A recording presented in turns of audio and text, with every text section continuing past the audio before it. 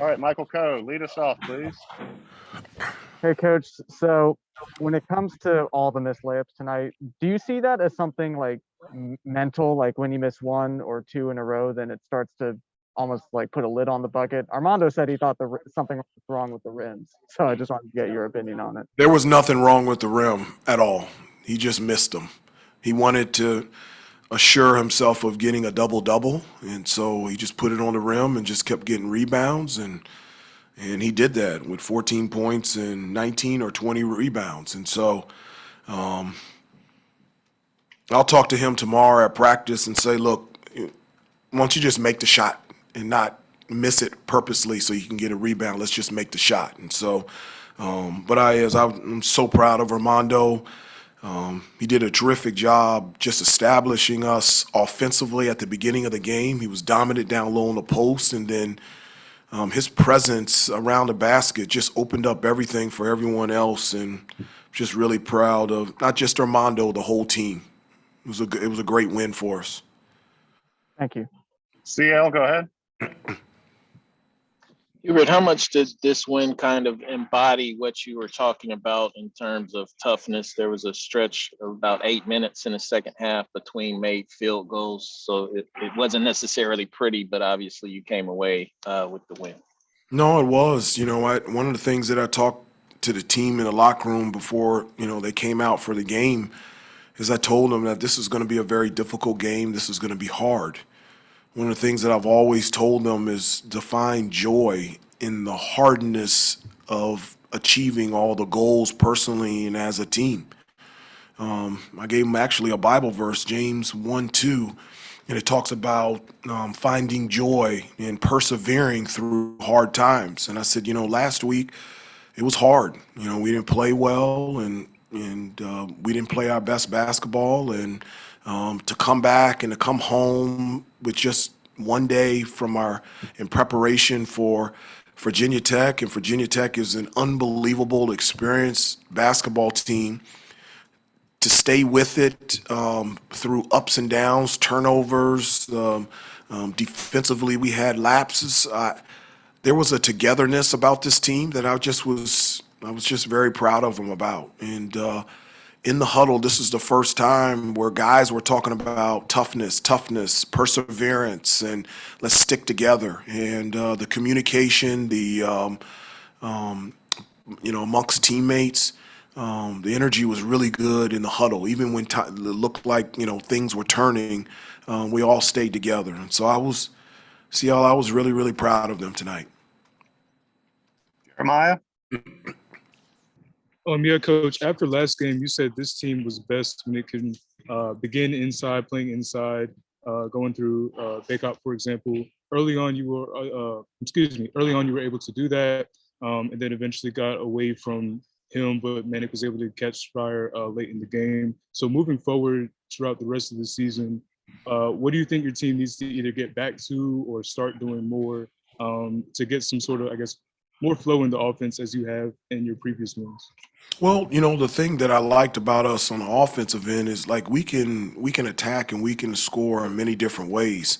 I thought we were really good at, like you said at the beginning of the game, establishing Armando down low in the paint. So that was really good for us. When we got stops and in transition, I really felt like we got great looks at the basket in transition. RJ and Caleb did a terrific job attacking the basket. One of the things that I always say is we want to dominate points in the paint through post, penetration, and offensive rebounds. This is the second straight game that we have attacked the offensive glass like I've wanted to the entire season. We've always stressed 3, 4, and 5 get to the offensive glass. It's always been a foundation of Carolina basketball, and we didn't convert but very well, but we had 16 offensive rebounds tonight. So I thought that was great. One of the things that we try to do offensively is to have more movement. Last week, I just felt like we were dribbling a lot. It was a lot of one-on-one, a lot of ball screens. There was no movement. There was no spacing. There was no balance out there on the offensive end. So we started running sets where we had a lot of movement, and it just gave us an opportunity to drive. And when we drove, we made the right play in finding guys out on the perimeter shooting threes. Brady hit a couple big time threes. RJ hit. Caleb was terrific, hitting clutch outside jump shots, and then we got 2 threes from Leaky Black. So it was we were able to score in many different ways, but it really started with Armando establishing the post at the beginning of the game. Andrew? Hey, Coach, they hit a 3 about a minute into the second half. Didn't hit another one until about 30 seconds or so left. And in between, they were not getting the kinds of looks they were in the first half. What did you guys do defensively to kind of keep them from running some of the stuff that they had run successfully in the first half? Well, one of the things that we talked about at halftime is, they're offensively, they're very difficult to guard. One, all of their players are really good. They can score. And the other reason is they have great movement. And so there's never a situation defensively that, you could take a deep breath and think, okay, my guy's not going to do something. Like he's always something is always happening. We told them like there's going to be a down screen, a flare screen, a DHO, a ball screen. Something is going to happen. And one of the things that we talked about at halftime is if you find yourself in a bad situation, have the freedom to switch. I've always talked to them like the best thing on defense that you can do is talk and communicate. And I tell them like you can never go wrong if you talk. The only time that you can do something wrong defensively is if you do not talk. So one of the things that we did is we switched a lot, and we were trying to trail on those threes, and a couple times Couture was like, wide open. Our big guy came out, and we just switched down the line. So I thought we did a really good job in our communication and our talking in the second half, making sure that they wouldn't get any open looks from 3 because they're statistically the best 3-point shooting team in ACC. Thank you. Brendan? Hey, Hubert. Yeah, I don't want to pry too much given the nature of Dawson's absence, but just when did you find out that he wasn't going to be available, and what do you expect in terms of his availability the rest of the week? And also, it looked like before the game, you guys might have bowed your heads or said a prayer or something. Just wondering how unifying his absence might have been for the guys. Well, we found out today, that, Dawson would be unavailable, because of illness in his family. And really our heart and our prayers and our thoughts are with Dawson and his family. I love coaching him, and he's just an unbelievable kid, and he comes from an outstanding family. And we missed him tonight. He's a part of our team. He's a part of our family, and I really believe a huge part of our togetherness tonight was to be together as a team in large part for Dawson. And so I was really proud. Our guys are really close, and they're not just teammates, they're friends. And they enjoy being around each other, not just on the court, but in the classroom and in the community and out. And we miss Dawson tonight, but he's a part of our family. He's a part of our team, and we can't wait for him to be back out there on the floor. Do you have any idea when that might be? Would you expect him to be available for Wednesday? I have no idea at this moment. I have no idea. Ross? Hey, Coach, what was your approach to handling this team and practice yesterday after the 2 losses last week? And also given the nature of 3 games in a week span, how did you handle that? I think I surprised them. I thought, like when we came into practice, they thought I was going to be upset. And I was the exact opposite.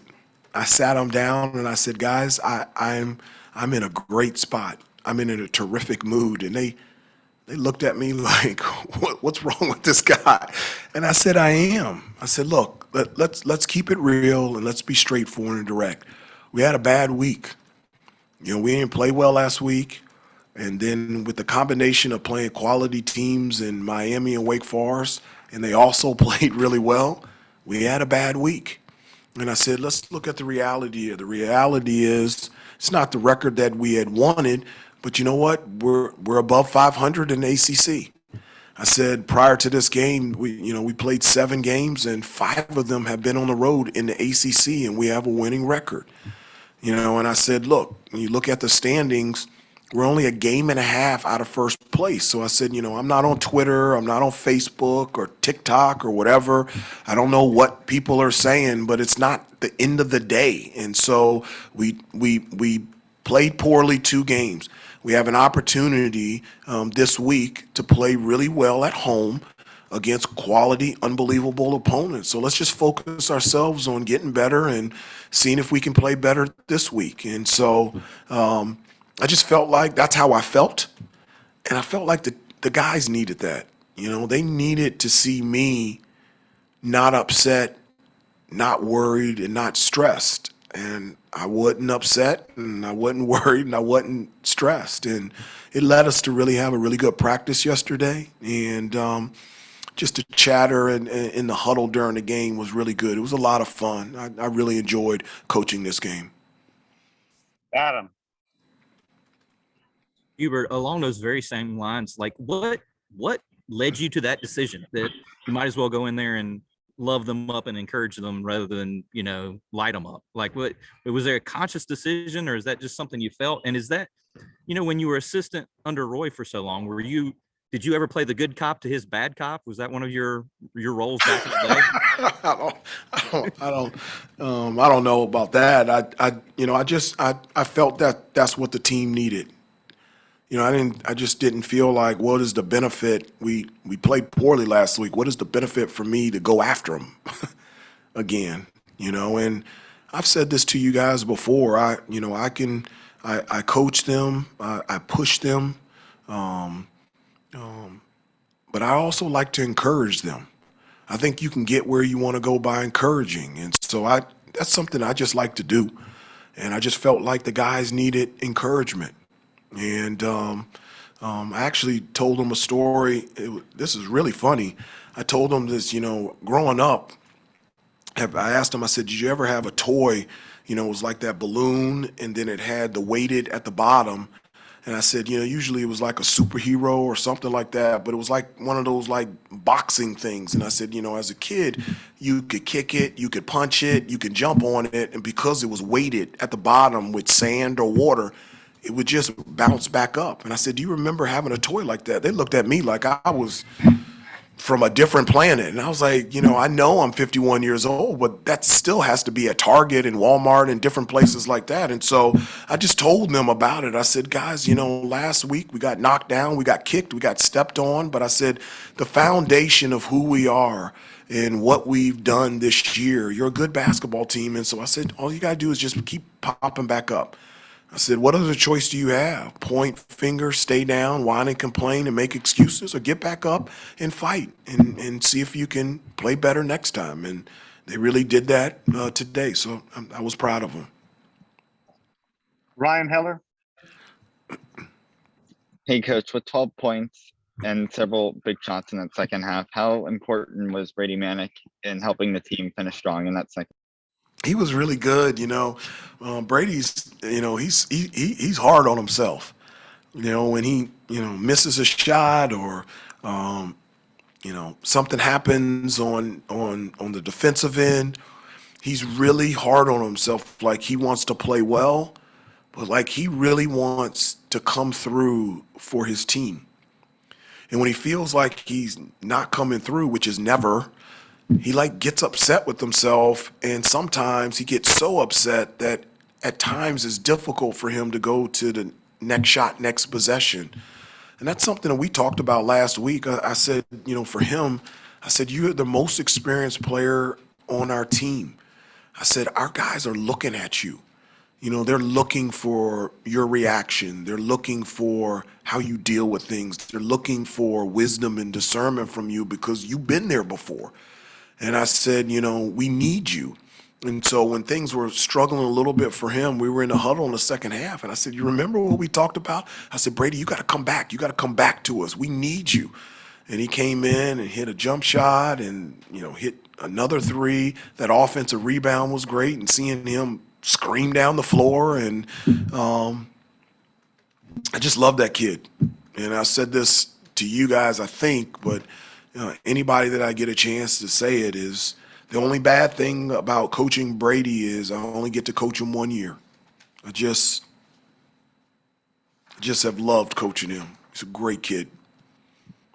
Okay, last one, Isaiah, go ahead. Hey, coach, there's only 2 points coming from the bench. Is there any concern going forward with having to rely on the starters to play as many minutes as they did or have the type of production that they did? Well, we're plain and simple. Period. Then we're going to need production on both ends of the floor outside of the starting five. It's just not going to work. I thought Justin gave us some really good minutes defensively and rebounding. He had 2 big free throws for us in the second half, and we need consistent contribution from Kerwin and Puff as well. You know, one of the reasons that I kept in large part the starting lineup together is they were just really good defensively. As you know, I talked to you before, Virginia Tech has a lot of moving parts, and I felt like when we went to the bench, especially in the first half, the effort defensively just went down. And I wanted to continue to have that because we got to make shots, but you also got to get stops. But they're going to be big time games and moments for Justin, for Kerwin, for Puff, for Dontrez, for DeMarco, and you know we're going to need all of them. And tonight, they didn't get a lot of minutes, but they're going to be nights where they play huge minutes and they're going to make big plays and big shots to help us win. Thank you, Coach. Thanks, everybody. We'll see Okay, you on thank you. Wednesday. Okay.